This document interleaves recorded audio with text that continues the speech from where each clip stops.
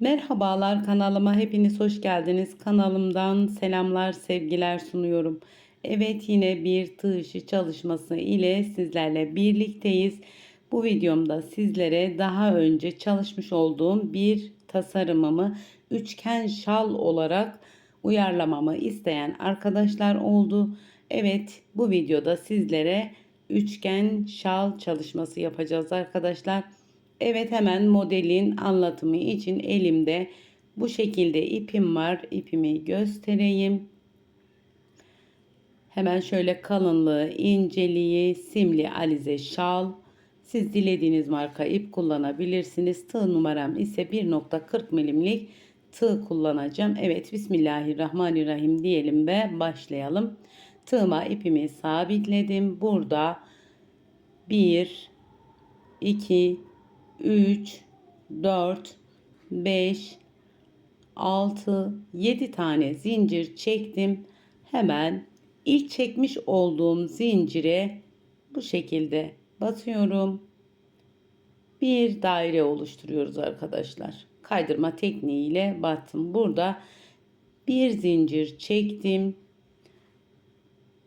Hemen 7 tane sık iğne yapıyoruz. Yapmış olduğumuz yuvanın içine 1, 2, 3, 4, 5,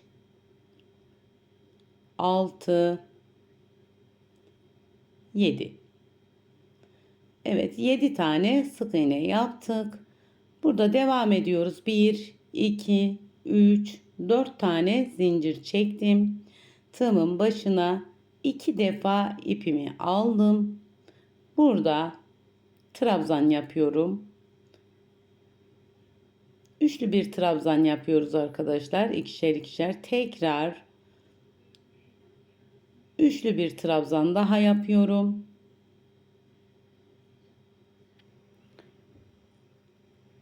Arada 2 tane zincir çekiyoruz. 1, 2, tığımın başına yine tekrar 2 defa ipimi aldım. Aynı yuvanın içine tekrardan üçlü bir trabzan yaptım. Tekrar bir üçlü trabzan daha yaptım. Burada yine 2 tane zincir çekiyoruz. 1, 2. Tığımın başına 2 defa ipimi alıyorum. Bir trabzan daha yapıyoruz. Tekrar bir trabzan daha yapıyoruz.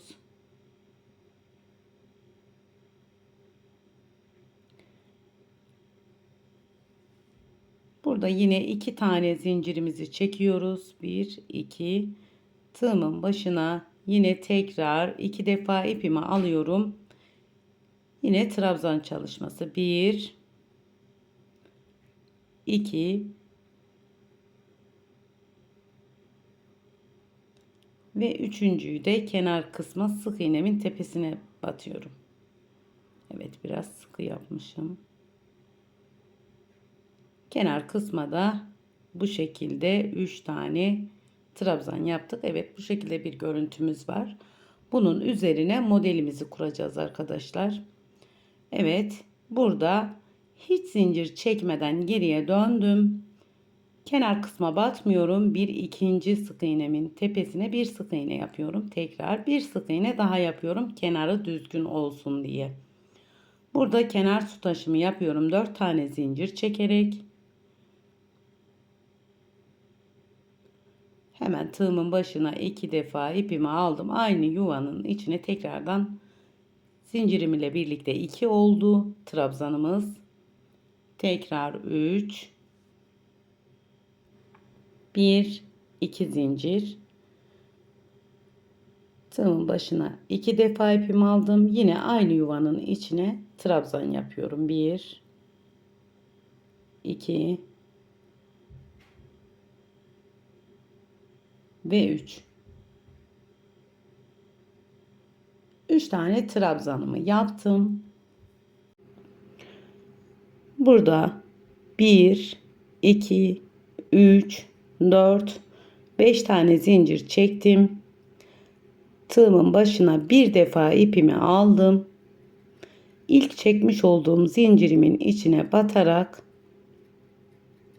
birini bir, diğerlerini ikişer çektim. Üçlü bir trabzan yaptım.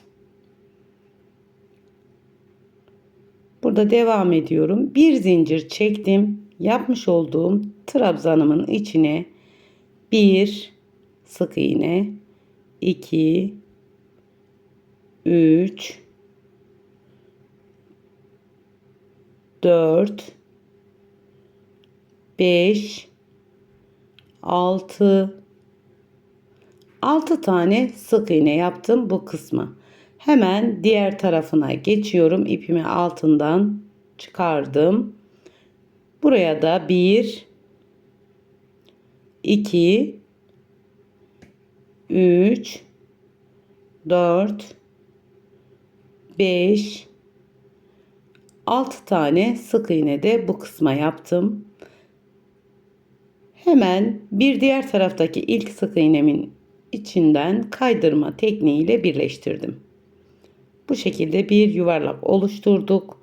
Şimdi tekrar 1, 2, 3, 4, 5 tane zincir tığımın başına ipimi bir kez aldım.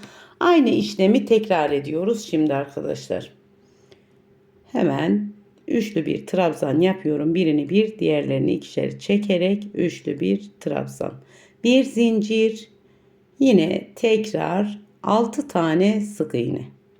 1, 2, 3,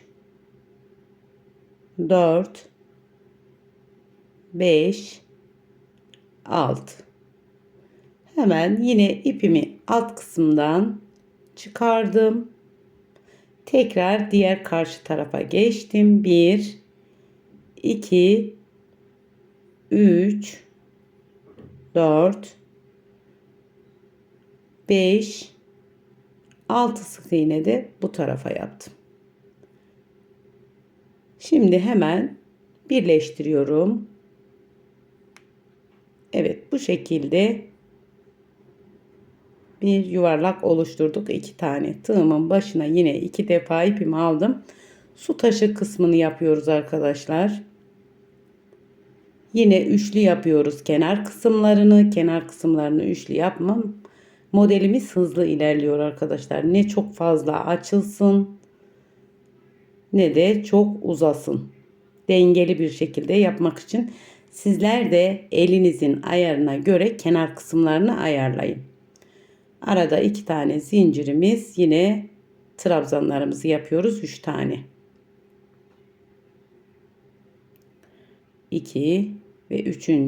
trabzanımı yaptım. Şimdi aslında modelimiz tekrar arkadaşlar.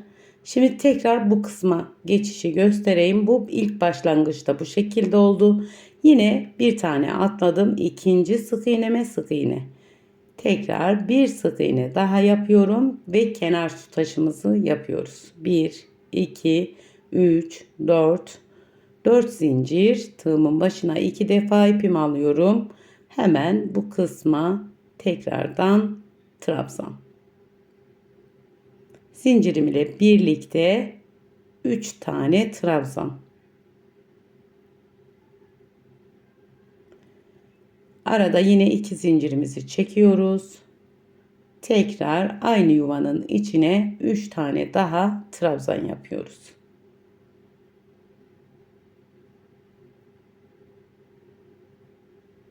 Yine tekrar trabzanımız. Evet, şimdi modelimiz 10 tane zincir çekiyoruz arkadaşlar bu kısma. Evet, 10 tane zincirimizi çekip bu yapmış olduğumuz 2 tane daire diyelim. Hemen bu yapmış olduğumuz kısmı ortalıyoruz. Bu şekilde sık iğne ile sabitledim. Modelimiz bir zincir, 2 tane sık iğneli daire. Yani bu şekilde ilerliyor. Hemen ipimi düzelteyim. Şimdi yaprak yapıyoruz. Yaprak diyelim. 5 tane zincir çekiyorum. Şimdi bu yapmış olduğumuzu yapıyoruz tekrar. Modelimiz sadece bir sıradan oluşuyor. Evet, tekrar trabzanımı yaptım. Bir zincir, yine 6 tane sık iğne. Hemen ben bu kısmı yapıp geliyorum. Evet, gördüğünüz üzere sık iğnemi yaptım. Üçlü bir yaprak gibi görünüyor arkadaşlar. Bu şekilde daireler birbirine birleştiği zaman üçlü bir yaprak. Yine tekrar 5 tane zincir çekip bir tane daha sık iğneli daire yapıyoruz. Yine bir zincir, 6 tane sık iğne. Oldukça kolay bir model. Modeli başladığınız zaman model zaten ilerledikçe kendini gösteriyor. Şimdi çok bir şey ortaya çıkmadı. Hemen bir diğer kısma geçip yine 6 tane sık iğnemizi yapıyoruz.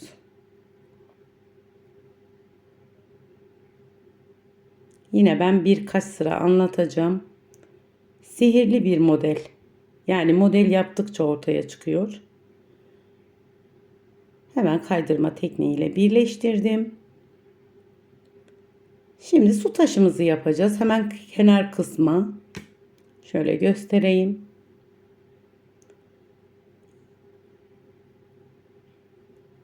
İki defa tığımın başına ipimi aldım. Kenar su taşımı yapıyorum.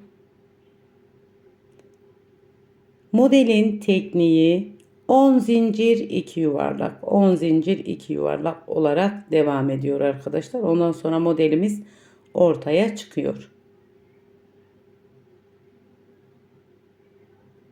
Evet, 3 tane trabzanımı yaptım. Arada 2 tane zincirimi çekiyorum. Yine trabzanımı yapıyorum 3 tane.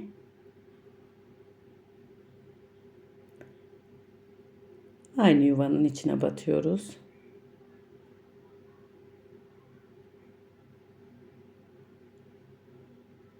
Yine tekrar geriye dönüyorum. Hiçbir şekilde zincir çekmiyoruz. Dibine değil, bir ikinci sık iğnemin tepesine tekrar bir diğerine batıp burada şimdi zincir, 4 tane zincir,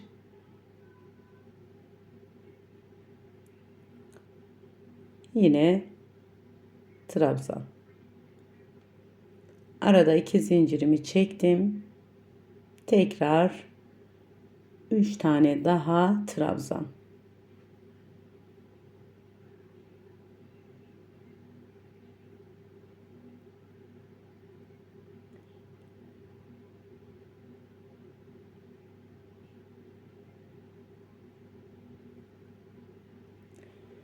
Şimdi burada yaprak olan kısma zincir çekiyoruz. Yani bitişimiz yaprağıyla, başlamamız zincir ile.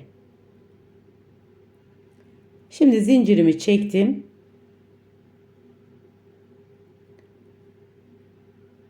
Hemen 2 tane yaprak arasına sık iğne olarak birleştirdim. Şimdi yapmış olduğumuz sık iğnelerden yani yaprak yapıyoruz. 5 tane zincirimizi çekiyoruz.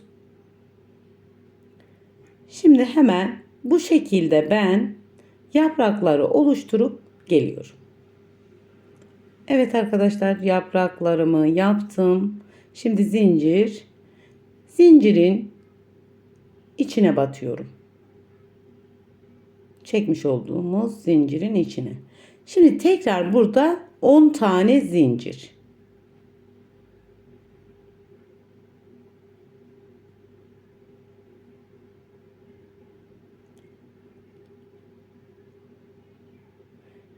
Tekrar kenar su taşımızı yapıyoruz. Aynı yuvanın içine tekrardan 3 tane trabzan. Arada 2 zincir. Yine tekrar 3 tane trabzan.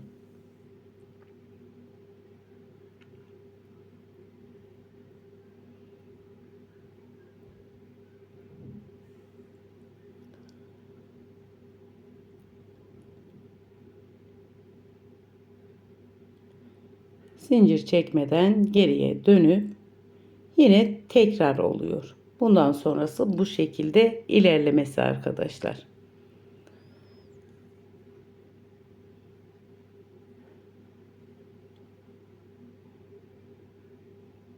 Yine sık iğne yapıyorum. Zincir çekmeden kenar tutaşımızı yapıyoruz. 4 tane zincirimi çekiyorum. Trabzanımızı yapıyoruz. Modelin tamamı hemen hemen bu şekilde ilerliyor. Modelinizi, şalınızı bitirdikten sonra en üst kısmı zincir çekmeden her bir kısma yaprak olarak bitirebilirsiniz. Çok hoş görünecektir. Şimdi burada ise yaprak yapılacak. Hemen ben tamamlayıp geliyorum arkadaşlar. Evet, yapraklarımı yaptım. Zincir olduğu zaman yaprak, yaprak olduğu zaman zincir olarak ayarlıyoruz. Şimdi zincir. Mesela bu kısma zincir, yaprak, sonra zincir. Evet arkadaşlar, modelimizin hemen hemen tamamı bu.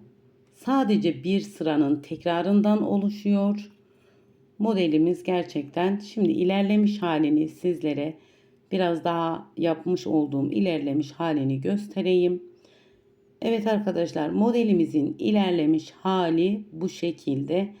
Daha da büyüdükçe kendini daha güzel gösterecektir. Hemen şöyle detaylı bir şekilde göstereyim. İlk kısım 2 yaprak, zincir, 2 zincir, 2 yaprak. Kenar kısmına dikkat edin. Bu şekilde ilerliyor. Evet, yine bu kısmı da aynı. 2 tane yaprak, 2 zincir, 2 yaprak, 2 zincir, bu şekilde. Yani yapraklar sırayla şerit halinde yükselecektir artırma yapılarak. Evet arkadaşlar, modelimizin görüntüsü bu. Bugün sizlere bu tasarımı anlatmaya çalıştım. Umarım beğenirsiniz. Umarım sizler de güzel şallar yaparsınız. İsterseniz çeyize, isterseniz gündeliğe yapabileceğiniz güzel bir model diye düşünüyorum. Evet arkadaşlar, bir videomuzun daha sonuna geldik. Bu aşamaya kadar beni izlediyseniz bir beğeni, bir yorum yapmayı lütfen unutmayın. Bir sonraki videomuzda görüşmek dileğiyle. Allah'a emanet olun. Hoşça kalın. Kendinize iyi bakın.